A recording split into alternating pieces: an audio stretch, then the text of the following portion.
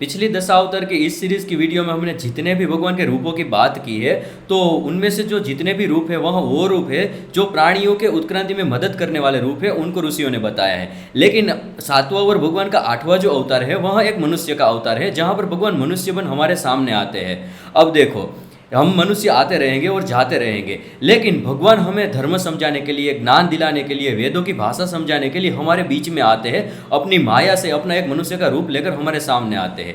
ऐसे ही त्रेता युग में पुरुषों में उत्तम यानी कि मनुष्य में सबसे जो उत्तम मनुष्य है, ऐसा मनुष्य बन, पुरुषोत्तम अवतार बन भगवान राम बनाते हैं। साथ ही द्वापर युग के अंदर आत्मा में जो सर्वश्रेष्ठ है, जिनसे हम सारी आत्माएं छूटी पड़ी है, वह परमात्मा बन हमारे सामने आते हैं। साथ ही वह एक गुरु भी है हमारे लिए। इसी कारण हम उसे जगत गुरु से भी जानते हैं, क्योंकि ये सारा ज्ञान है वह भगवत गीता के माध्यम से उन्होंने हमें दिया है। तो उत्क्रांति में जो भगवान का सातवां और आठवां अवतार है, जो कि भगवान राम और भगवान कृष्ण का अवतार है, उसके बारे में हम इस वीडियो में बात करने वाले हैं। तो बिना किसी विलंब के वीडियो की तरफ बढ़ते हैं। मैं हूं पारस और स्वागत है आपका शैडो सत्व पर। अब उत्क्रांति में भगवान राम का और भगवान कृष्ण का यह सातवां और आठवां अवतार समझे, उससे पहले एक बात मैं क्लियर कर देना चाहता हूँ कि यहाँ पर जो हम भगवान कृष्ण की और भगवान राम की बात करने जा रहे हैं, वह पुराणों के भगवान राम और भगवान श्री कृष्ण है। यहाँ हम महाभारत और रामायण के भगवान राम और भगवान श्री कृष्ण की बात नहीं कर रहे हैं, क्योंकि पुराण और इतिहास दोनों के भगवान अलग अलग है। अब यहाँ समझना थोड़ा मुश्किल होगा, तो समझाने का प्रयास करता हूँ। देखो, अगर कोई बच्चे को मैं कोई कहानी समझाने का प्रयास करता हूँ या तो जंगल की कोई स्टोरी कहता हूँ, तो जंगल का नाम सुन के आपके मस्तिष्क में अंदर कौन सा सबसे पहला प्राणी आएगा? तो मैं श्योरिटी के साथ कह सकता हूँ कि आपके दिमाग में सिंह नाम ही चल रहा होगा, क्योंकि हम बचपन से ही सिंह को ऐसा समझते आ रहे हैं कि सिंह जंगल का राजा है, साथ ही साथ वह जंगल का लीजेंड है, क्योंकि सारी कथाएं उनके आसपास ही हमने सुनी होती है। तो अगर हम किसी मनुष्य को समझाना चाहते हैं, मनुष्य को बताना चाहते हैं कि हमें लाइफ किस तरीके से जीनी होती है, तो उनके लिए हम ऐसे मनुष्य को चूज करते हैं जो कि सबसे श्रेष्ठ हो, या तो वह परमात्मा का कोई रूप हो या तो वह लीजेंड हो। तो अगर हमारे पूरी जर्नी में देखा जाए, हमारे इतिहास ग्रंथों में देखा जाए, तो दो ही ऐसे पात्र हैं जो कि लीजेंड होते हैं। उनमें से पहले है भगवान श्री राम और दूसरे है भगवान श्री कृष्ण। तो महाभारत और रामायण से हटके कुछ ऐसी स्टोरीज पुराणों ने बताई है जो कि हमें समझाने के लिए होती है। यहाँ पर भगवान के बहुत सारे चमत्कार हमारे सामने आते हैं, उनकी कुछ लीलाएं आती है जो नियम के विरुद्ध होती है। और अगर नियम की बात की जाए तो भगवान श्री कृष्ण स्वयं भगवत गीता में कहते हैं, महाभारत में कहते हैं कि मैं नियम से विरुद्ध नहीं जाता, चाहे मैं अपने निराकार रूप में रहूं, चाहे तो मैं अपने साकार रूप में रहूं, मुझे जो भी संसार के नियम है उन नियमों में रहना ही पड़ेगा और कर्मफल करना ही पड़ेगा।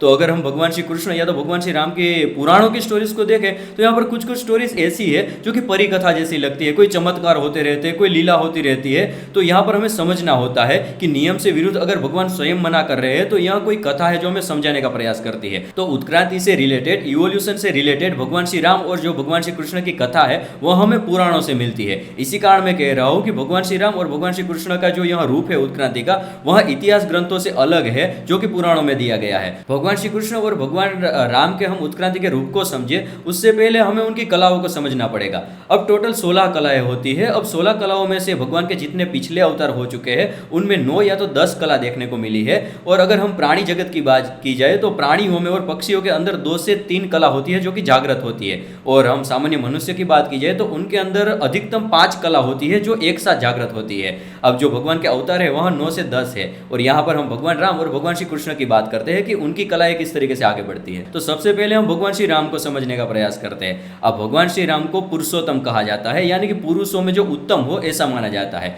अब जब भगवान श्री राम का जन्म हुआ तो वह 12 कलाओं के साथ हमारे सामने आते हैं। तो अगर परशुराम जी के बाद बात करें तो क्रोध शांत हो गया है मनुष्य का, लेकिन अब वह पूर्ण मनुष्य बन चुका है। अब पूर्ण मनुष्य बन चुका है, लेकिन उनकी सीमा इतनी नहीं है कि वह परमात्मा की तरफ बढ़ चुका है या तो ब्रह्म का उन्हें ज्ञान हो चुका है। तो इसी कारण जो पुराणों की कथा है वहां पर भगवान राम के रूप को 12 कलाओं के साथ आया माना जाता है। अब 12 कला कुछ इस तरीके से भी हो सकती है कि जो रावण है उनको वरदान था कि वह मनुष्य या तो वानर से ही मर सकता है, कि देव या तो भगवान से नहीं मर सकता। तो अगर भगवान राम 16 कलाओं के साथ हमारे सामने आते तो रावण का मरना असंभव हो जाता। इसी कारण भगवान हमारे सामने 12 कलाओं के साथ आते हैं। अब इसके बाद भगवान का जो नेक्स्ट अवतार है वह इससे भी पूर्ण होगा।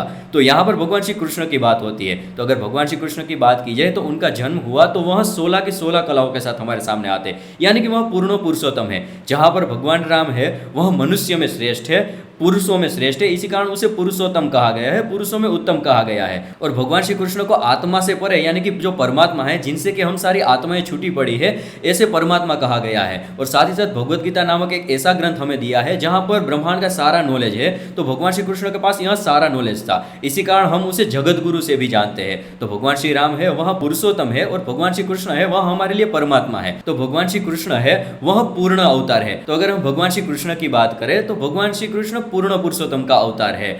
अगर भगवान श्री कृष्ण की युद्ध कला की बात की जाए तो उनसे बड़ा योद्धा कोई पृथ्वी पर नहीं है। और साथ ही अगर उनके प्रेम की बात की जाए तो उनसे बड़ा प्रेमी व्यक्ति कोई नहीं हो सकता। अगर भगवान के दान की बात की जाए तो उनसे बड़ा दानी कोई नहीं हो सकता, जो हमने सुदामा के प्रकरण में पढ़ा है। और साथ ही अगर चोर की बात की जाए तो उनसे बड़ा चोर कोई नहीं हो सकता, वो हमारे मुख से हमारी मुस्कान भी छीन सकता है। और अगर विश्वास की बात की जाए तो उनसे बड़ा विश्वासी कोई नहीं हो सकता। और साथ ही अगर छलिया की बात की जाए तो उनसे बड़ा छलिया पूरी पृथ्वी पर कोई नहीं हो सकता।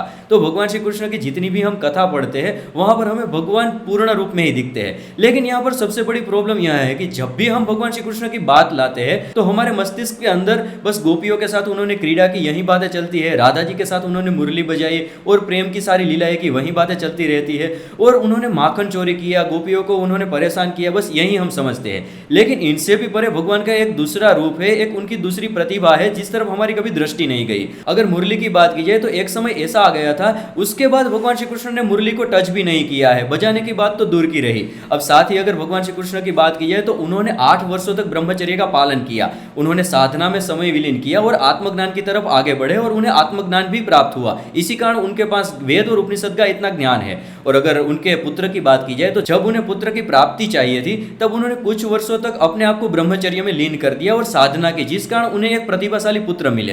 तो अगर प्रद्युम्न को उस समय कोई देखता, दूर से देखता, तो कृष्ण जैसा ही दिखाई देता है हमें प्रद्युम्न, और उनकी जो प्रतिभा है, परछाई है, वह सेम टू सेम भगवान श्री कृष्ण के जैसी ही थी। तो भगवान श्री कृष्ण का एक यह वो दूसरा पासा है जो हमें हमारी नजर के सामने नहीं आता। और पुराणों के अंदर भगवान श्री कृष्ण की स्टोरीज को अगर हम देखें तो वहां पर वह कालियानाग का मर्दन करते हैं। अब कालियानाग ऐसा नाग होता है जिसके सिर के ऊपर 8 साल का एक बच्चा नाच रहा है। तो सोचो, भगवान श्री कृष्ण भगवत गीता में स्वयं बताते हैं कि वह नियम से विरुद्ध नहीं जा सकते, तो नियम से विरुद्ध इतना बड़ा सांप कहां से आया? तो यहां पर हमें पुराण कोई और चीज समझाने का प्रयास कर रहे हैं कि वो जो नाग है वो किसी और चीज का प्रतिरूप है। साथ ही अगर भगवान की पत्नियों की बात की जाए तो उनको 16,108 पत्नियां थी। तो यहां पर भी कोई ऐसी कड़ी है जो हमसे छूट रही है कि यहां पर पुराण हमें कोई और चीज समझाने का प्रयास कर रहा है, लेकिन हमारे समझ में नहीं आ रहा है। तो हमें इसके लिए भगवान श्री कृष्ण की अलग से एक वीडियो बनानी पड़ेगी, या तो एक सीरीज लानी पड़ेगी जहां पर हम भगवान के अलग अलग इन्हीं सारी चीजों के बारे में समझेंगे। अगर भगवान श्री कृष्ण की बातें ही करने में लग जाएंगे तो मैं स्वयं कृष्णमय हो जाऊंगा। तो हम वीडियो में आगे बढ़ते हैं। अब तो यह जो भगवान के 7वां और 8वां अवतार था वह उत्क्रांति में मनुष्य में पूर्णत्व की तरफ था। तो जो नेक्स्ट वाली वीडियो है वहां पर हम भगवान के उत्क्रांति के 9वें अवतार यानी कि बुद्ध के बारे में समझने वाले हैं। लेकिन यहाँ पर एक चीज समझनी होती है, जैसे ही मैंने बुद्ध शब्द बोला तो ज्यादातर लोगों के मन में यही आया होगा गौतम बुद्ध शब्द। लेकिन गौतम बुद्ध और भगवान का जो 9वां अवतार है वह बुद्ध दोनों अलग अलग है। पुराणों के अंदर भगवान का जो बुद्ध रूप है वह गौतम बुद्ध से पहले हुआ एक बुद्ध है, जिन्होंने जो ब्राह्मण है उन्होंने वेदों का गलत इस्तेमाल किया था, उसको शुद्ध करने के लिए लिया था। तो नेक्स्ट वाली वीडियो के अंदर हम इन दोनों बुद्ध के बीच में कंपैरिजन लाएंगे और साथ ही समझेंगे कि जो गौतम बुद्ध के ऊपर लांछन लगाए जाते हैं आज के दिनों में, उनकी भी भ्रांतियां हम दूर करेंगे। तो अगर आपको यह वाली वीडियो पसंद आती है तो एक ही चीज करनी है, चैनल को सब्सक्राइब करना है और साथ ही साथ अपने फ्रेंड्स और फैमिली के साथ शेयर करना ना भूलें। धन्यवाद।